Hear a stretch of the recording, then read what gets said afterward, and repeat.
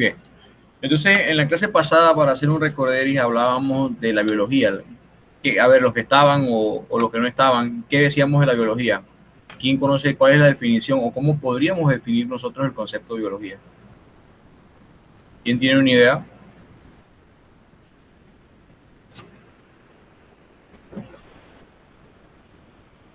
¿Qué estudia la biología? A ver,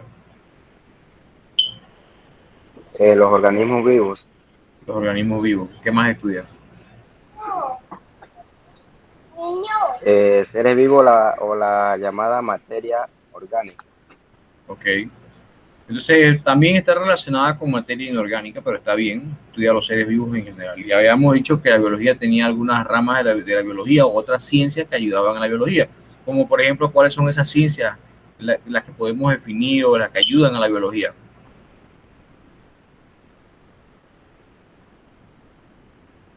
La genética, ¿cuál más?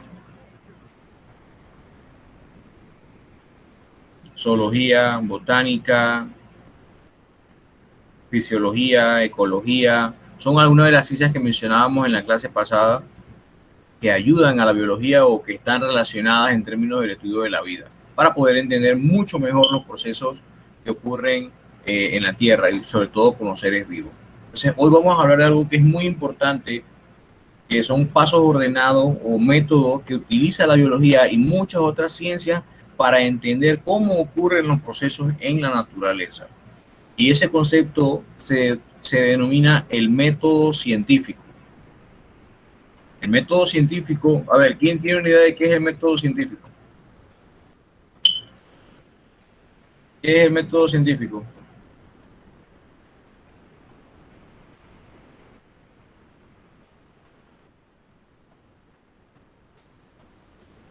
¿Qué es el método científico? Cualquiera puede responder. Es como una investigación Es como una investigación, por ahí andan. ¿Qué cuando más? queremos sacar como el porcentaje de algo Ajá. así como eso. Eso forma parte del método científico. Bien. ¿Qué más? ¿Qué más podemos decir? A ver, los demás.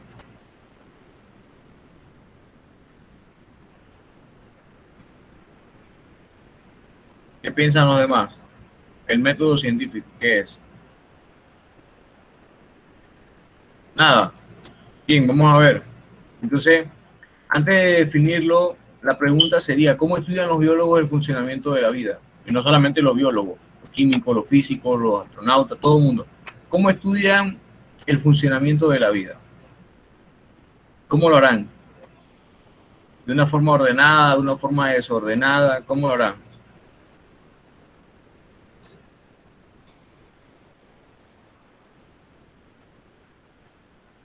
¿Qué creen? Vamos a ir por aquí preguntando de los que vinieron hoy. A ver, Stacy, ¿qué cree usted? ¿Cómo estudian los biólogos el funcionamiento de la vida? ¿De una forma ordenada o desordenada? Para mí creo que en una forma ordenada. Ordenada. ¿Por qué? Porque es importante que sea ordenado y no desordenado. Para llegar al origen. Al origen. ¿Ok?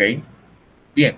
Entonces, el método científico se ha caracterizado o se ha definido como un proceso, una serie de pasos ordenados que han utilizado los científicos y no científicos para encontrar la verdad sobre algo, para entender la razón sobre un evento que ha ocurrido.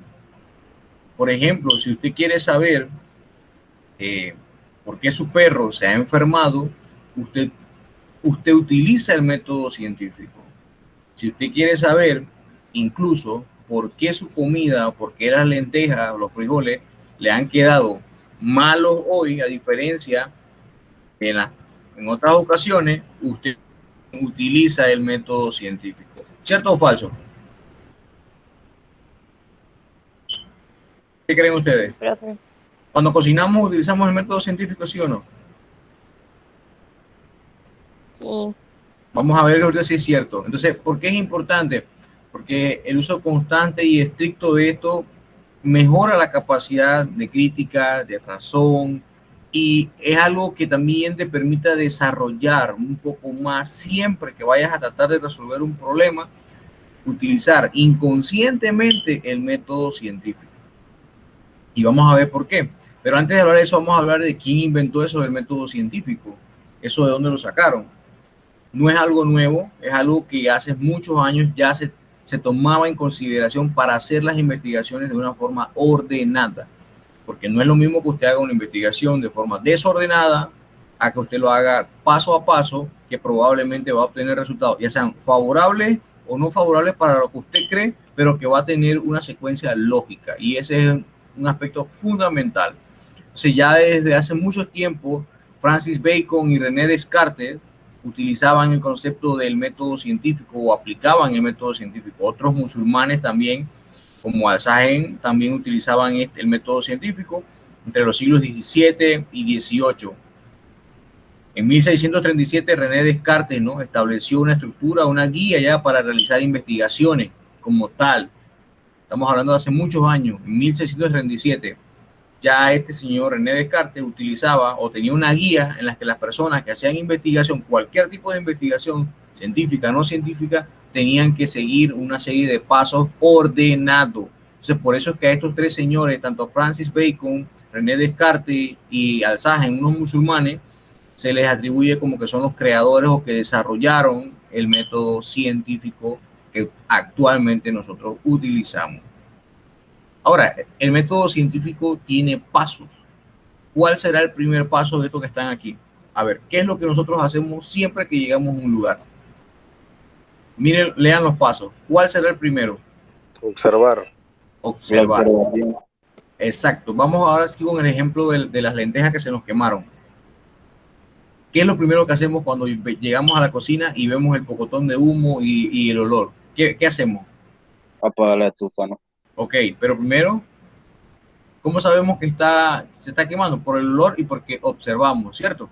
Es el primer fenómeno, una observación. Usted llega a un lugar y usted ve algo, usted lo primero que hace es observar. Ahora, luego que usted observa, usted se formula una pregunta, ¿cierto o falso? Usted dice, ¿por qué se habrá quemado?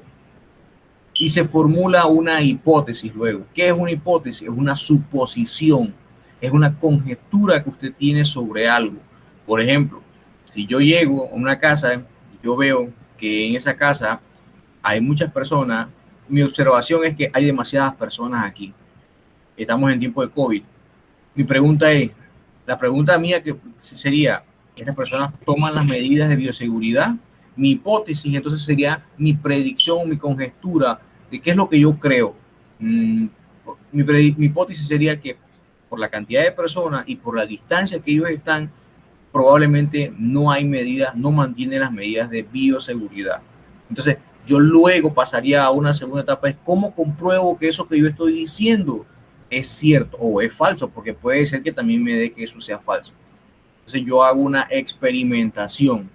Yo voy a crear un mecanismo experimental donde yo pueda demostrar que es cierto que hay muchas personas y que probablemente todos ellos se estén contagiando por COVID. Entonces yo voy a hacer un método de cómo comparar si es cierto que hay COVID allí. Tendría que tomar muestras a cada uno y ver que la distancia en la que ellos están era lo mínimo y había muchas personas y por eso probablemente al final me va a salir que todos estaban contagiados con COVID. En conclusión y resultados y conclusión, entonces yo voy a colocar que sí, mi hipótesis de que habían demasiadas personas allí y que no mantenían la distancia era cierta, porque todas las personas cuando le hicimos la prueba de hisopado salieron positivas, que probablemente si hubieran estado más dispersos y menos personas, entonces probablemente no hubieran salido positivos o el número de positivos hubiera sido menor. ¿Eso se entendió hasta allí? Sí, profe. ¿Seguro los demás? Sí, profe. Si tienen alguna pregunta pueden ir haciéndola en el camino. Entonces ahí están los pasos del método científico.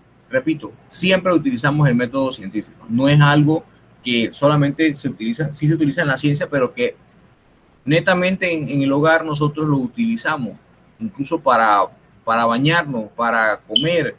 Para todo utilizamos el método científico, solamente que de una manera inconsciente. Queremos investigar algo, cualquier cosa, entonces nosotros primero observamos, sacamos nuestra hipótesis, buscamos una evidencia, sacamos nuestros resultados y nuestras conclusiones que dicen, sí, lo que yo creía era cierto. Bueno, eso que usted creía era su hipótesis, pero usted la comprobó cuando usted lo vio. O puede ser que usted dijo, no, lo que yo creía no era cierto. Eso también es un resultado. Solamente que ese resultado no fue lo que usted esperaba, pero fue un resultado. Entonces, luego que usted comprueba ese resultado y que otras personas lo vuelven a comprobar varias veces, llega a un punto en el que se vuelve una teoría. Y luego de una teoría que se sigue comprobando, entonces se forma o aparece lo que es una ley. Como por ejemplo la ley de la gravedad, que de Isaac Newton, que ya es una ley. Entonces, el conocimiento científico, ¿por qué es importante? A ver, ¿quién lee? La primera, conocimiento científico, ¿por qué es importante? ¿Alguien que me ayude leyendo la primera? Observa, Observa. ¿Qué más? descubre, explica, predice. Conocimientos sistemáticos de la realidad. Observa, como ya lo hemos dicho, usted con el método científico puede observar, puede descubrir cosas, puede descubrir una planta nueva, puede descubrir un hongo nuevo, puede descubrir una medicina nueva, puede descubrir una vacuna nueva, como actualmente se ha dado con el COVID, las vacunas para COVID. Explica también de por qué eso probablemente ha ocurrido. Predice, es que predice quiere decir que qué va a ocurrir probablemente en el futuro. Y un conocimiento sistemático es de cómo se está comportando actualmente dicho evento. Entonces, hay una relación entre el conocimiento científico y la investigación científica. Y allí es donde el método científico los une a los dos, porque usted, para tener un conocimiento científico, tiene que hacer investigación científica. Pero la investigación científica tiene que estar bien elaborada y para eso existen los pasos del método científico, para que sea un proceso ordenado, lógico, y que lleva un orden que al final te permita a ti que tu investigación sea tentativa, que sea verificable, de razonamiento riguroso y observación empírica. Es decir, eso es muy importante cuando usted hace una investigación, que su investigación la pueda hacer otra persona y que al final los resultados sean similares o muy parecidos.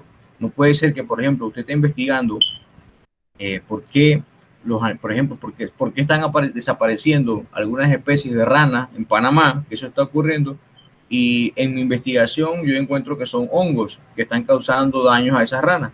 Pero luego viene, por ejemplo, Celeste, y Celeste encuentra que eso no es así. Ella encontró que no es el hongo el causante de la que estén desapareciendo esas ranas, sino es que es causado porque alguien las está matando. Y luego viene otra persona y encuentra lo mismo. Entonces, allí ya queda en duda tu investigación, porque debe ser verificable. Si tus datos son certeros, esto debe ser verificable por otra persona. Probablemente no sean iguales, porque pueden ser en otros lados, pero si se hacen en la misma área, los datos deberían ser similares, si no cae en lo que puede ser o que estás inventando los datos o que hubo un error en el muestreo de los datos. Entonces allí es donde el método científico tiene que ser un proceso muy riguroso y hay que tener mucho cuidado, muy ordenado. La falsabilidad esto es lo que hablábamos ahorita, que es que pues tener resultados y que sean diferentes unos con otros. Entonces probablemente a veces o inventan datos o dicen que hicieron una investigación en un lugar cuando eso no es así. Y la reproductividad es que si tus datos dieron, por ejemplo, usted está estudiando en un bosque en Panamá, en Alange, y yo estudio y me dan unos resultados, probablemente cualquiera de ustedes, Luis Antonio, hace la misma investigación y los resultados en ese mismo bosque deben ser muy similares. Entonces, esto es la ventaja de cómo el método científico ayuda a de que esto sea un proceso ordenado y que las personas entonces o los científicos puedan tener una base para decir, no, a él le dio esto, a mí me dio esto, pero es bastante similar. O puede ser que probablemente la diferencia, por ejemplo, de estaciones lluviosa, seca, fue el factor que influyó directamente en los resultados. La observación ya sabemos que es un fenómeno de interés. A todos nos gusta observar. La especie humana le gusta mucho la observación, mirar, ver, y eso lleva también a que nos formulamos siempre hipótesis de cualquier cosa. Por ejemplo, si usted va en la calle y usted ve algo, usted lo observa y usted se formula en su cabeza. A todos nos ha pasado, nos formulamos siempre una pregunta y al final intentamos respondernos esa pregunta a lo que nosotros creemos. O sea, nos formulamos una hipótesis y esa hipótesis probablemente muchas personas no pasen de la formulación de la hipótesis o saltan de la hipótesis hasta ver que alguien lo observó, entonces usted salta los resultados. Para pasar por la experimentación tiene que ser usted de la gente que haga un mecanismo de cómo comprobar esa hipótesis. En el caso de que sea personal o una investigación, usted va a formular una hipótesis y luego usted va a hacer una experimentación. Un ejemplo clásico en la casa del método científico, que usted se levanta en la mañana y usted observa que tiene plantas que están muriéndose. Esa es su observación. Entonces es una pregunta. La pregunta sería, ¿por qué las plantas se están muriendo? La hipótesis sería, probablemente sea falta de agua o falta de nutrientes. Yo tendría dos hipótesis. Una sería que está relacionada con falta de agua. La otra es que está relacionada con falta de nutrientes. Entonces allí yo podría experimentar. Entonces yo lo que haría es que voy a tomar 5 plantas y a esas 5 plantas no le voy a poner ni agua ni nutrientes, y a las otras le voy a poner, a 5 más le voy a poner agua, y a otras 5 más le voy a poner nutrientes, y a 5 más, ya serían 20, le voy a poner agua y nutrientes. Entonces, ¿qué esperaría al final? De ver cuál de esas plantas se recupera más. Yo esperaría que la que no les puse nada se van a morir. Esa sería mi idea, lo que yo esperaría, y que la que les puse agua y nutrientes van a mejorar, pero probablemente puede ser que no necesitan ambas, no es agua y nutrientes, sino que puede ser una de las dos, o agua o nutriente. Entonces probablemente el agua sí es un factor determinante, así es que eso va a influir, pero si no hay nutrientes también va a influir. Entonces por eso es que hemos puesto los dos. Luego mis resultados me van a dar una forma de una hipótesis si es comprobada o no es comprobada, y luego tiene que ser repetible por muchas personas más hasta que comprobemos que sí, que lo que se sabe actualmente, que el agua y los nutrientes son los factores que más determinan la distribución de las especies de las plantas sobre todo el globo terrestre. Hasta aquí, ¿cómo vamos? ¿Me escuchan? Sí, sí, lo estoy escuchando. Muy bien, profe. Sí, profe. Bien, bien. Entonces, como seguíamos, la observación es de un fenómeno de interés, y uno de los experimentos que hubo hace muchos años y que fue importante para los descubrimientos de los átomos y de los electrones fue el de Thomson. Thomson pensaba que la materia estaba formada por unos átomos, que son las unidades más pequeñas de la materia, y creía que estos consistían de esferas uniformes y cómo estaba la forma, y que habían cargas negativas, positivas y neutras, lo que ustedes conocen o lo que han dado probablemente en ciencias naturales o en la escuela, de electrones, protones y neutrones, que están cargadas con cargas, valga la redundancia, positivas, negativas y cargas neutras. Entonces ya Thomson creía eso, y él lo que hace es que crea una experimentación, porque él saca una hipótesis, saca una idea, pero él tenía que comprobarlo. Entonces él vino y realizó un experimento en el que bombardeaba en una fina lámina de oro con unas partículas que habían sido recientemente descubiertas, llamadas partículas alfa. Esperaba que las partículas alfas atravesaran las esferas del átomo prácticamente sin desviarse. Y entonces así fue como pudo verificar que había carga en ella, que había carga en esas partículas, y entonces aparece el concepto que nosotros sabemos que actualmente es el electrón, que fue. Él comprueba su hipótesis y se da cuenta, como ven en esta imagen, que un átomo estaba formado. Aquí vemos en el centro habían protones, en el centro estaban los protones,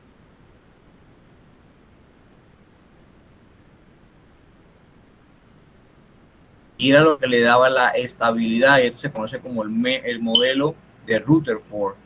Entonces él pasó a la experimentación, y él vino y comprobó la hipótesis de él, y entonces elaboró una teoría. Eso es muy importante, y lo vuelvo a decir, porque comprobando es que usted entonces puede demostrar lo que usted está diciendo.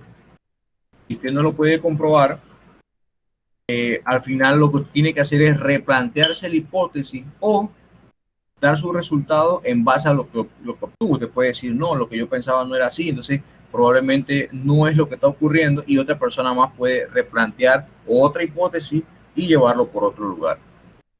Entonces, aquí vemos y llevarlo a otro lugar.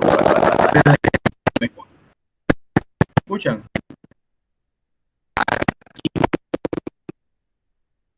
¿Me escuchan? ¿Me escuchan? Sí, profe. Sí, profe. Te escucho como una bulla de algo. ¿Soy yo o es allá? Se ¿Alguien escucha, escuchó? profe. Yo Algo también lo feo. escucho.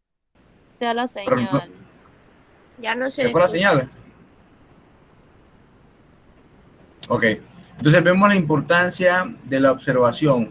Siempre la observación es uno de los pasos fundamentales dentro de la investigación, dentro del método científico. Una buena observación de un evento cualquiera te va a llevar a obtener unos buenos resultados con una buena experimentación, por supuesto. Entonces, la mayoría de los científicos descubre cosas es porque inicialmente tienes que comenzar a observar, tener una observación de qué es lo que está ocurriendo y una buena pregunta. Es esencial una buena observación, una buena pregunta y una buena metodología para que entonces tus resultados sean contundentes o fuertes y que probablemente cada vez que hagas una investigación alguien te los va a refutar o te va a cuestionar de por qué no hiciste esto, por qué no hiciste el otro, pero cuando tienes una base fuerte de por qué hiciste tu investigación de esa manera, probablemente puedas defenderte y vas a poder sustentarte por qué lo hiciste así de esa manera y qué es lo que tú crees que era lo mejor para esa investigación. Otra de los procesos que ocurrió en aquellos momentos donde se utilizaba mucho el método científico fue que Fleming, ¿alguien sabe quién es Alexander Fleming? ¿Qué descubrió Alexander Fleming?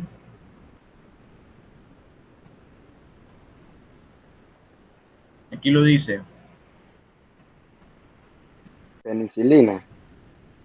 Descubrió la penicilina. 1828, mientras estudiaba cultivos de Staphylococcus aureus, que es una bacteria responsable de la formación de la pus.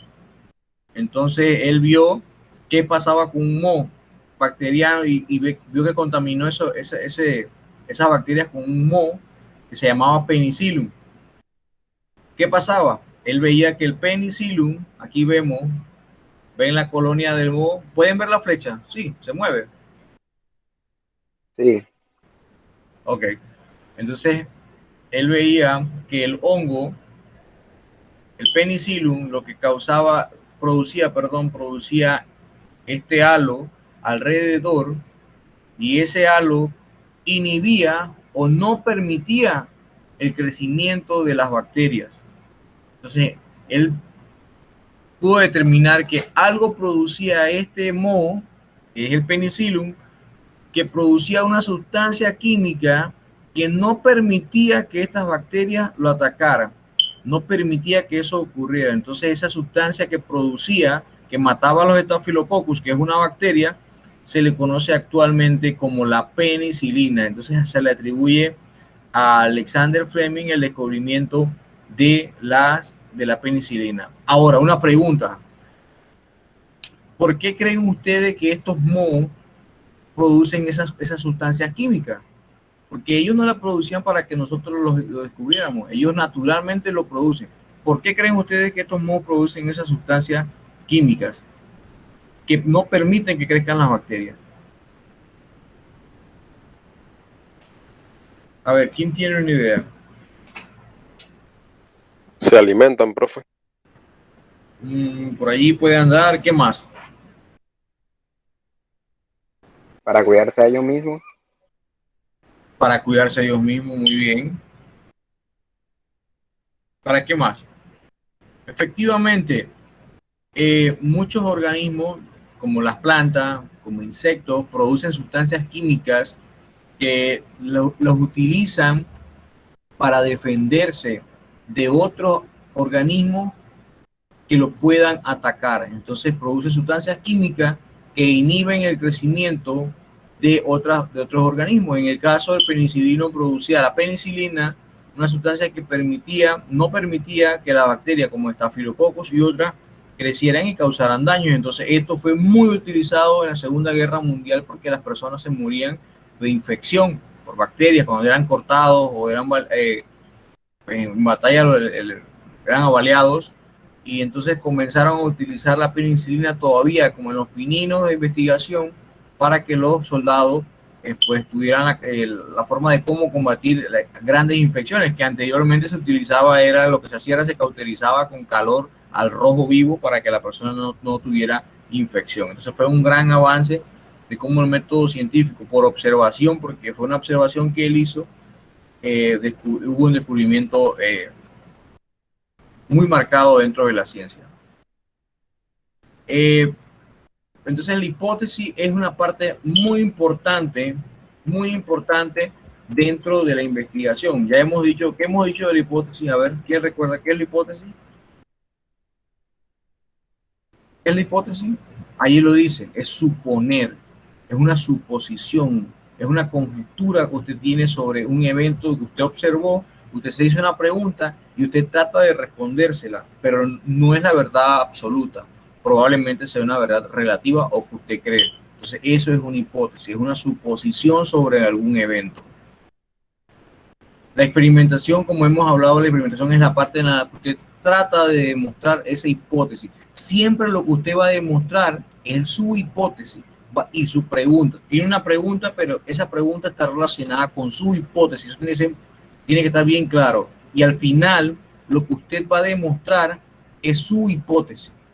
Si su hipótesis es cierta o es falsa. Y siempre va a haber una hipótesis nula y una hipótesis alterna. Su hipótesis nula es la que va a contradecir lo que dice su hipótesis alterna. O sea, si una dice que sí es responsable, en la otra va a decir que no es responsable. Y al final lo que usted va a comprobar es su hipótesis nula, si es cierto o es falso. Y para eso te va a elaborar una experimentación, va a tener un método de investigación, un diseño experimental en el que usted va a decir cómo usted va a hacer eso para demostrar lo que usted dice en su hipótesis. La verificación, como ya lo hemos dicho, es muy importante y fundamental dentro de la investigación, porque con verificación usted puede hacer varias veces, repetir el mismo experimento y los resultados deben ser similares o muy iguales. Luego que usted ha obtenido resultados, entonces usted va a ver sus números y va a tener un registro de datos. Ese registro de datos va a estar relacionado con números, con tablas, con matrices, con gráficas, con relaciones, con análisis estadístico.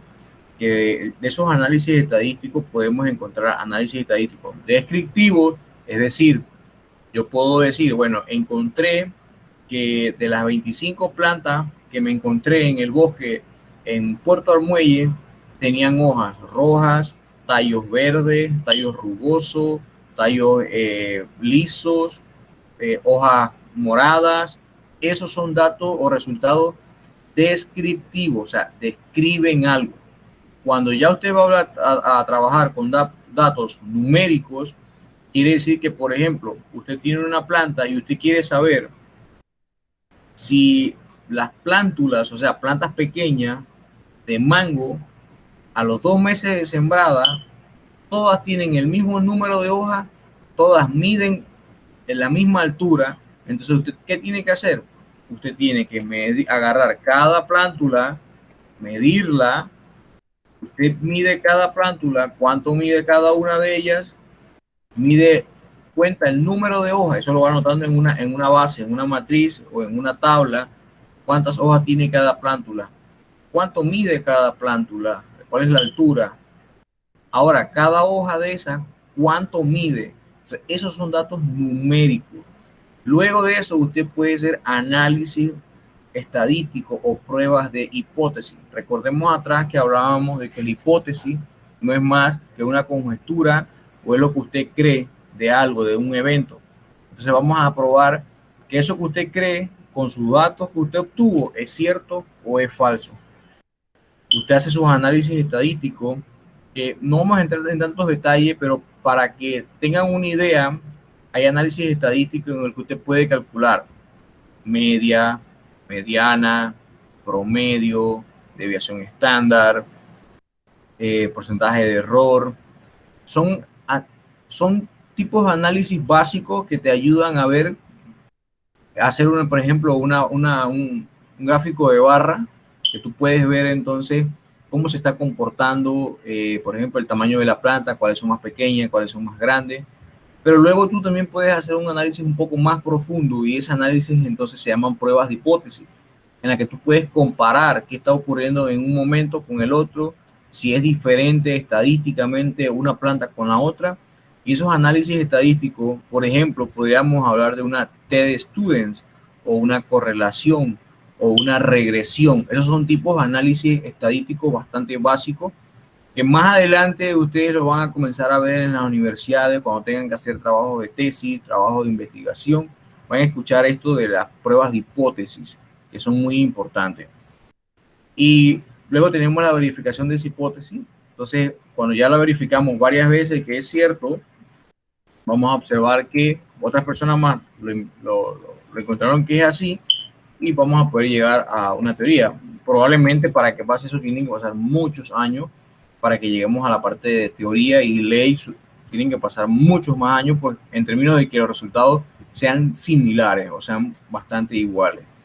Así que ahí es donde llegamos entonces a la parte de la ley, que ya es tiene que estar relacionada con modelos matemáticos que pues permitan comprobar siempre que lo que tú estás diciendo es correcto y que es así, que probablemente no va a variar. Por ejemplo, la ley de la gravedad. Sabemos que si tiramos un objeto hacia arriba, ese objeto va a regresar por efecto de una fuerza que viene de arriba hacia abajo, que se le conoce como la fuerza de la gravedad, que empuja cualquier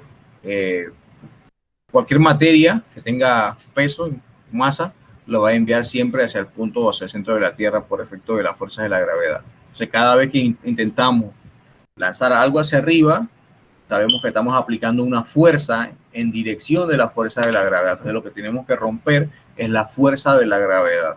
Entre más fuerza se aplique, más vamos a romper esa fuerza de la gravedad y más alto va a llegar, por ejemplo, una piedra, más alto va a llegar. Porque luego ya va a perder esa fuerza y va a regresar entonces con la misma fuerza que usted le envió, va a regresar influenciado por la fuerza de la gravedad. Ese es algo de cómo se llegó a la ley de la gravedad, pero que tiene muchos años, cientos de años de haberse descubierto. La teoría ya sabemos que es un poco más fácil, que también puede ser refutada al final. Tenemos una teoría que se explica, pero que siempre hay una persona que no está de acuerdo con esas teorías, así que es un poco más refutable que la ley. ¿Hasta aquí alguna pregunta?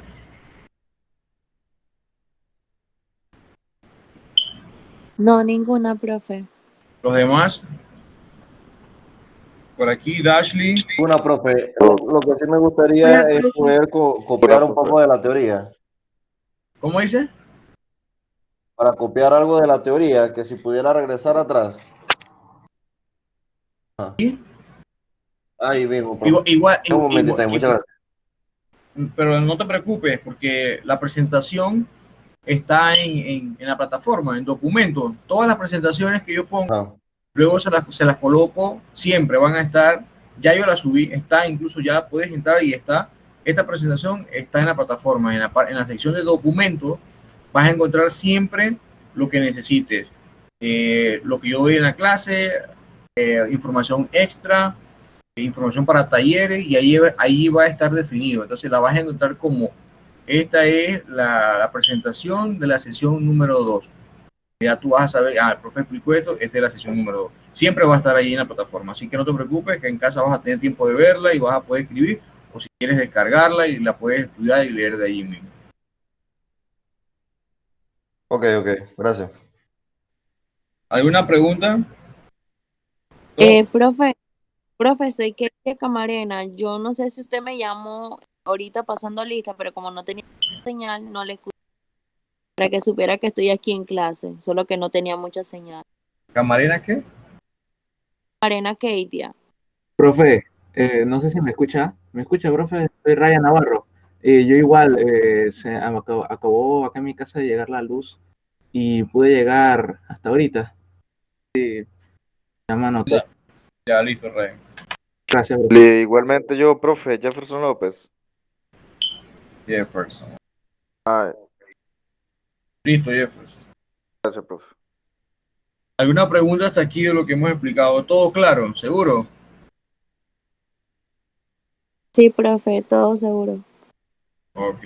Igualmente por acá, profe. Vamos a ver un ejemplo clásico que hubo sobre un médico francés, Reddy, apellido Reddy. Y este es un ejemplo que cualquiera de ustedes en su casa lo puede volver a comprobar. Y es lo que yo le digo de cuando un experimento es bueno y los resultados son buenos, se puede hacer nuevamente en casa y los resultados deben ser muy similares. En aquellos momentos en Francia, en 1600 y tanto, inicialmente, para hablar un poquito, habían algunas teorías de cómo se dio el origen de la vida. Estaba la teoría, las hipótesis del creacionismo, estaba de la generación espontánea. El de la generación espontánea lo que decía era que las cosas aparecían por arte de magia. Es decir, una planta aparece por arte de magia, un ser humano por arte de magia, o aparece pues porque tiene que aparecer. Eso se llama la teoría de la generación espontánea. Apareció luego en la teoría creacionista que dice que hay un ser supremo, pero no lo define como Dios, solamente lo dice que hay un ser supremo y que ese ser supremo es el que da origen a las cosas al azar. Luego de eso aparece que no, que eso no era así, aparecen las teorías donde aparece Charles Darwin y demás, Lamarck, Batista, todo demás, donde habla de la teoría de la evolución, que dice que no, que las cosas aparecen porque hay un organismo y ese organismo fue evolucionando y dio origen a otro. Entonces, Reddy, en sus experimentos, él dice, él observa que cuando él deja carne afuera, al día siguiente, esa carne amanece llena de gusanos. Los científicos del momento le decían que eso era brujería, que era arte de magia, que esos gusanos aparecían allí por arte de magia en la carne. Pero él se replanteaba y él decía que no, que probablemente debía existir algún organismo o algo que causaba que esos gusanos aparecieran en la carne. Entonces él observa eso y él observaba que siempre que en la carne se paraban moscas, al día siguiente aparecían los gusanos en la carne. Entonces él plantea su hipótesis. Su hipótesis era que las moscas eran las responsables de que aparecieran los gusanos en la carne. Él desarrolla una experimentación en la que él, si ustedes observan, tiene dos frascos. El primer frasco, él lo que hace es que coloca un pedazo de carne y lo deja destapado o abierto. El otro frasco, él coloca el pedazo de carne, pero lo tapa con una malla. ¿Qué creen ustedes que pasó? A ver.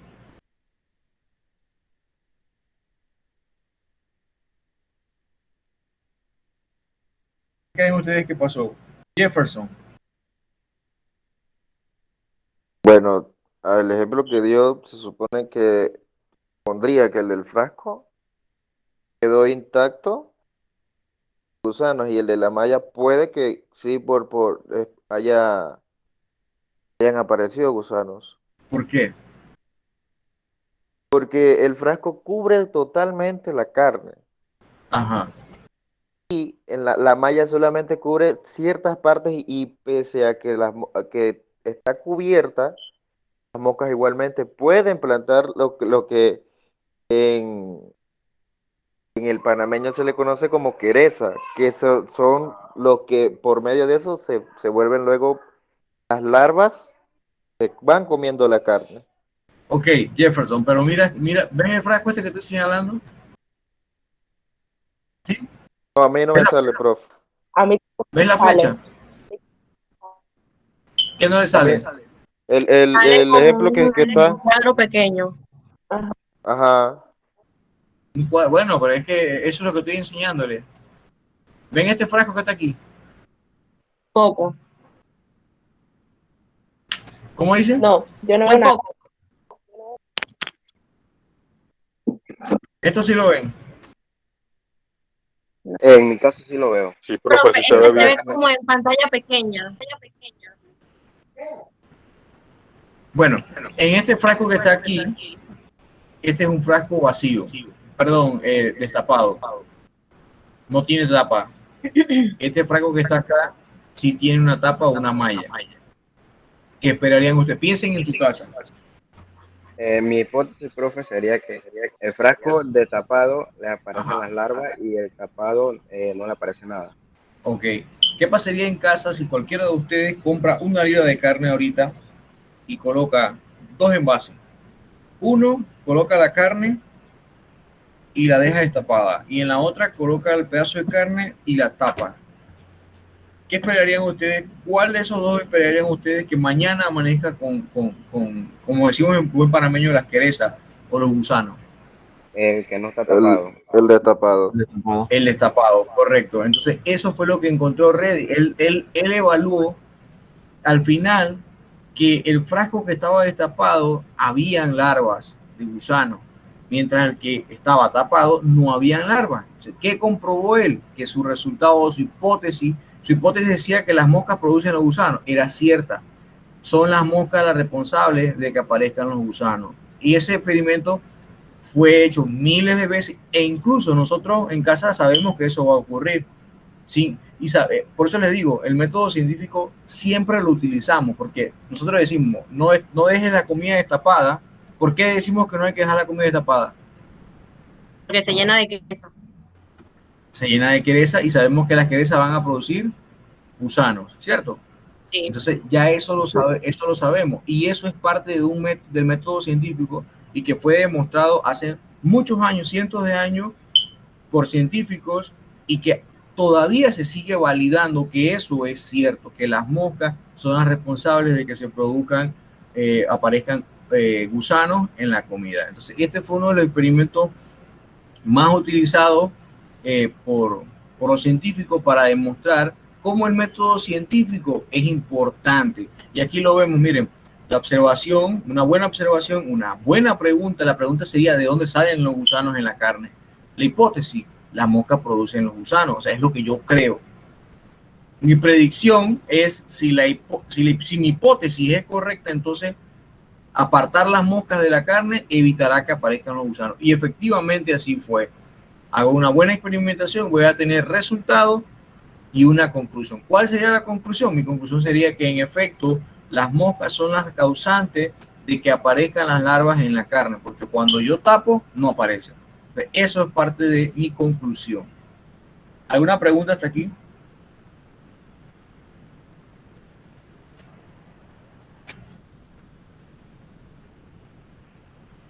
¿No?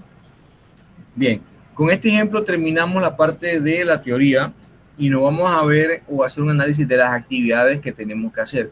Como ya les dije, en su plataforma de la sesión anterior ya tienen una tarea. Una de las cosas que le dije en la sesión pasada es que tienen que tratar de ser muy puntuales.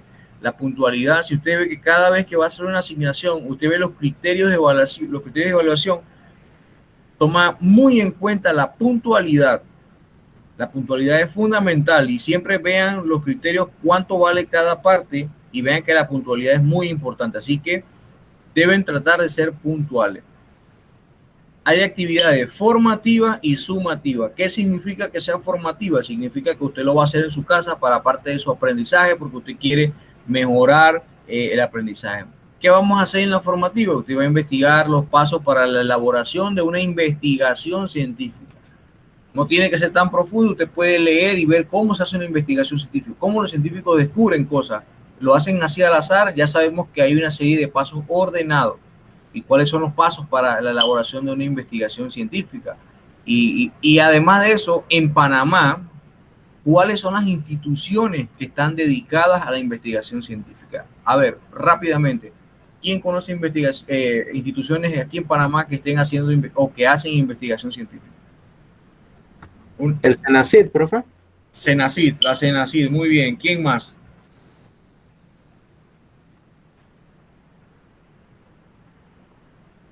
¿Quién más? Jennifer.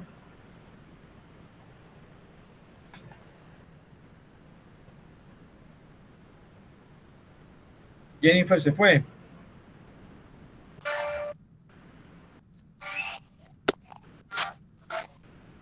Dashley. 14. Con 14 conectados. Está tomando nota. La cena, sí. Ryan, Profe, Indicasat, Indicasat, muy bien. ¿Quién habló? Katie, Camarena. Keitia. Ok. ¿Quién más? ¿De qué es esto? ¿Cómo?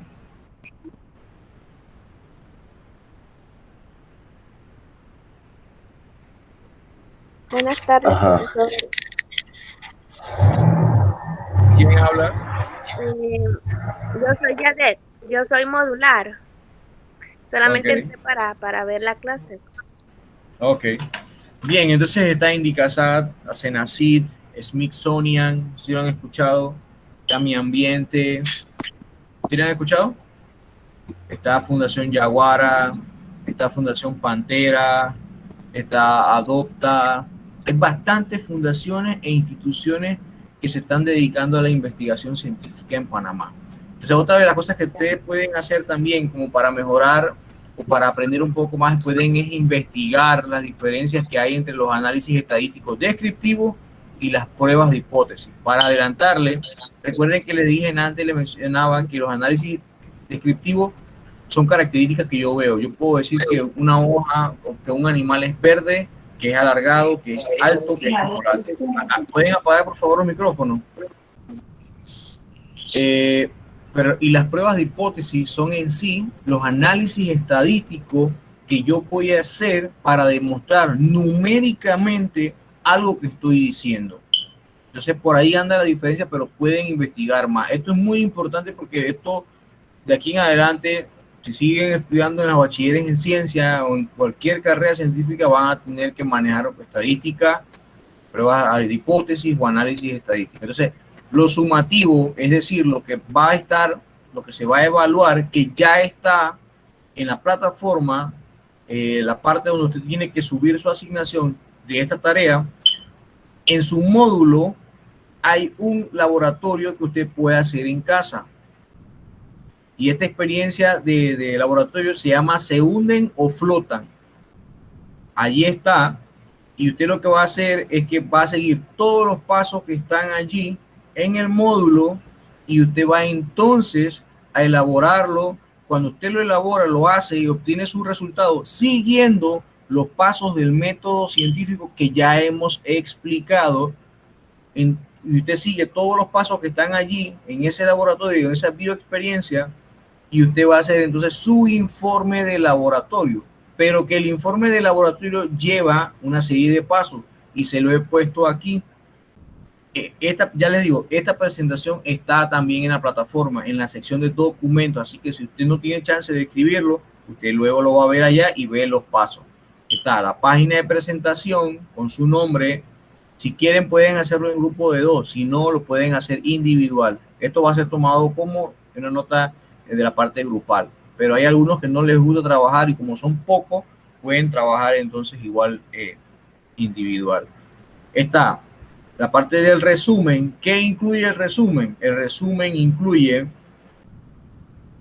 qué usted hizo, cómo lo hizo, cuáles fueron los resultados y su conclusión, pero de una forma muy rápida. Por ejemplo, usted diría, se investigaron por qué los huevos en tal cosa flotan, se hizo tal y tal cosa y se obtuvo que los huevos sobre tal cosa se flotaron o no flotaron. Conclusión, los huevos que están en tal cosa flotan más. Eso es un resumen. O sea, eso me permite a mí leerlo rápidamente y ver qué fue lo que usted, por qué usted lo hizo, cómo lo hizo, qué obtuvo y cuál fue su conclusión. Entonces yo digo, está interesante lo que él hizo. Voy a leerlo hacia abajo entonces. Si no me parece interesante, no lo sigo leyendo. Eso es un resumen. Te da como una idea rápida de qué fue lo que hiciste en tu investigación. La introducción es donde usted va a investigar toda la parte teórica de por qué los huevos flotan. Es con huevos. Los huevos que usted tiene en su casa, esos que utilizamos para comer en el desayuno, en la cena, no sé qué. Ahí tienen que leerlo y van a ver que tienen que colocar huevos en vasos a flotar con alcohol, con agua.